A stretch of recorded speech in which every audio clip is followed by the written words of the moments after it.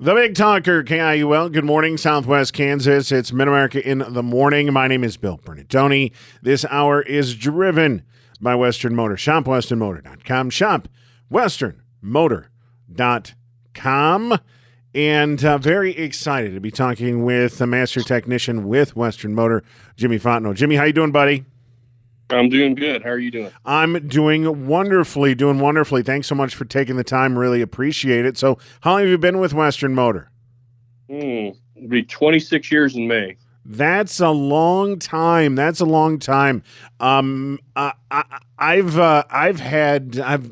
been working professionally. Been out of college for 10 years now, almost 11 years now. And I've had numerous jobs in those 11 years, and you've been with the same place for 26 since I was in, not to make you feel old, but elementary school. So it's what is it about Western Motor that's kept you there for almost 26 years? That's outstanding. Good ownership. Yeah. Good, honest ownership. It's The same family's owned it since it opened. Mm-hmm. They're good people. Mm-hmm. And talk a little bit about being, about being a master technician. What goes into that? What goes into being a master technician in this day and age? Because cars have become a lot more complicated over the last 26 years, haven't they? They've become very complicated. It's constantly changing. And so what goes into that process about being a master technician, and how do you work at staying up to date with everything and all the new technology that's out there within all these cars? It's constant training. It's never ending is what it is. And it will continue to change. And the training, I don't see it slacking off at all for me. This stuff changes every year, and you really have to stay on top of it. Yeah. And what are give some examples of some recent changes that you've had to be trained on as a master technician? Oh, some of the big changes have been a lot of the telematics, a lot of the phone hookups, a lot of the hybrid technology, the battery assist and the battery powered cars. That's a whole new ball game. That is a whole new ball game, and it's a ball game that a lot of the dealerships, most of the car manufacturers are entering into right now. But with that, it's not. Is it different? The fact that you're not looking at a normal engine. Is it how much of a transition was that to start working on battery operated cars quite a bit more often than you were just a handful of years ago? It's been a real transition. Honda came out with their first hybrid in 2000. So Wait, seriously? It's been, I know they were one of the early ones, but it's been that long? Yes, the Insights came out in 2000. So I was introduced to them a while back. Oh my gosh, I knew they were one of the first ones, if not the first one, but I didn't realize it was that long ago. Wow. Yeah, it's been that long. I'm current on my training now, but they keep coming out with new hybrid stuff all the time, and they're going to come out with a fully electric SUV, I think, in 24. And that's, again, going to be a little bit different than what we're used to seeing. Yeah. And then there's numerous things out there that I've seen, fully electric trucks coming, fully electric, everything coming. It really is a changing time. So what led you to first decide to become a master technician? What was it that decided, okay, you know what? Let's take this step and let's become a master technician, and talk about that process that you went through. It's continuous improvement. It's something you want to keep getting better at, because you do not want to get left behind in this industry. And it's just a lot of training. It takes a lot of time, honestly. A lot of time at home when I first started doing this.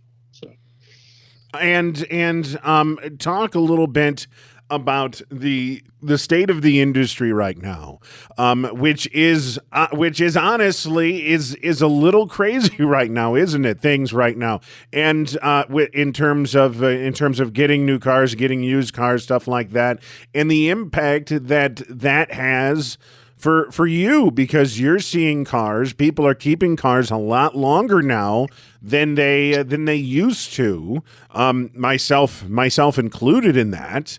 And so people are keeping cars a lot longer, and maybe seeing a few more problems with the cars than you used to. How crazy has it been in terms of all that? Well, it's been challenging. They can't get new cars. They can get them. They're few and far between. Mm-hmm. Used cars are somewhat hard to get. Also, we even have trouble getting parts.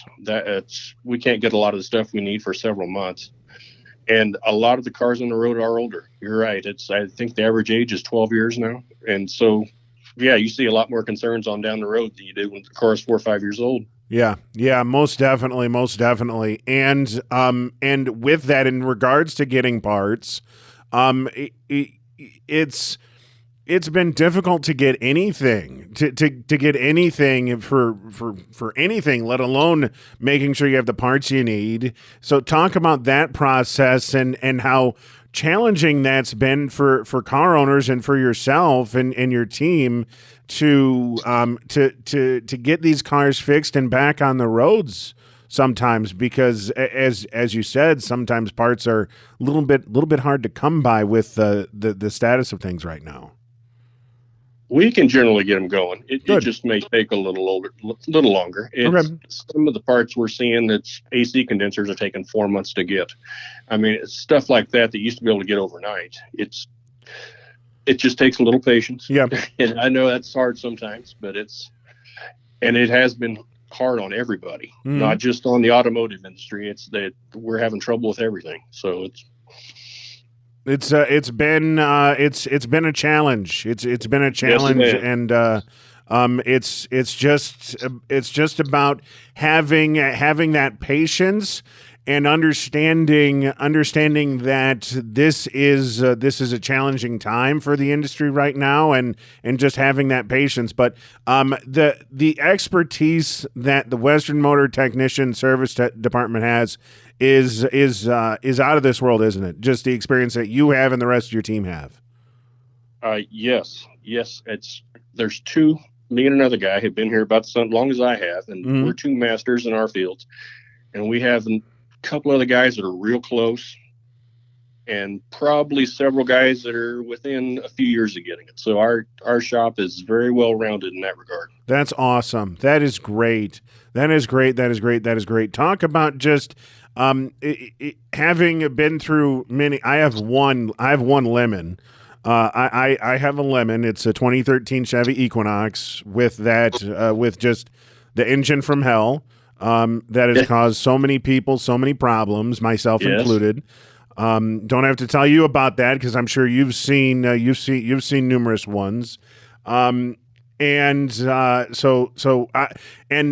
that thing has been in the service departments a whole lot. And honestly, it's been frustrating, but I am paying that car off. Period. End of story. I am paying it off. It's been kind of a thing where, okay, you know what? This car is a piece of trash. It's garbage. It needs to be. This engine has caused me so many problems, but I'm paying it off. And for people who have cars like that, who may have some difficulty like I have with one of my vehicles, you can help keep that out on the road and get it fixed and get it in working order. Absolutely. And that's the really good thing about having experienced technicians. A lot of times we can maybe see stuff that other people might not see on first sight, and we can really help with that. Yeah, and that's what's so great.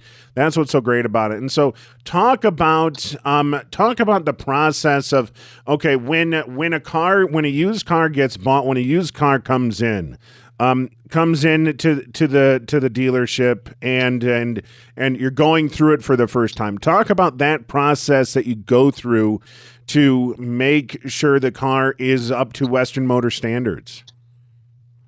Oh, we have I think it's like 150 point inspection we put our cars through. And we will okay a lot of the stuff. It's basically anything that needs to get on the lot, and safety's automatic. Mm-hmm. If it doesn't meet our standards, they won't put it on the lot. And that's really been a help thing for us.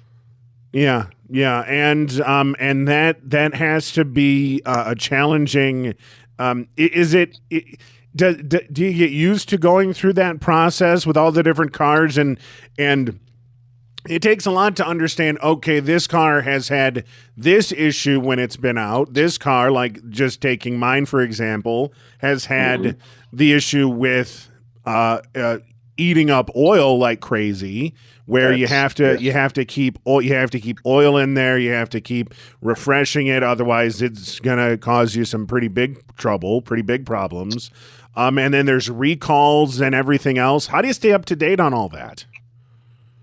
Manufacturer training, yeah.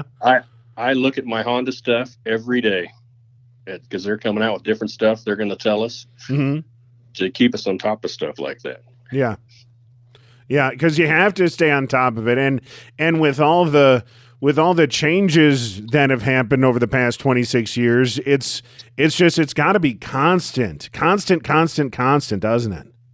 It's daily. Yeah. Daily. Yeah. Well, Jimmy, I really appreciate you taking the time. Won't keep you much longer. We'll let you get back to it. Thank you so much for the time. It really is appreciated. Hey, thank you. That was Jimi Fontenot with Western Motor. He's a master technician with Western Motor. Shop westernmotor.com. Shop westernmotor.com. Always enjoy those conversations each and every week with Western Motor. And keep an eye on the KIUL and Western Motor Facebook pages over the next several days. As I sat down with Western Motor on their Around the Block segment and had a wonderful conversation with them. Oh, my goodness. Just a great conversation with them. And I think you'll realize, if you haven't already, that I am who I am. I am me. And what you see is what you get. And what you get with me is honesty and for the most part, really no filter.